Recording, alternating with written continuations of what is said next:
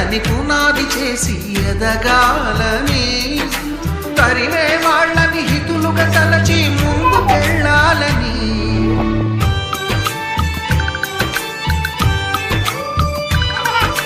కన్నుల నీటిని కలల సాగుకై వాడుకోవాలని,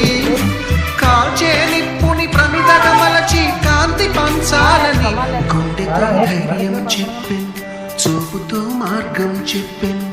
అడుగుతో గమ్యం చెప్పెను నేనున్నానని, నేనున్నానని, నీకేం కాదని, నిన్నటి రాతని మార్చేస్తానని.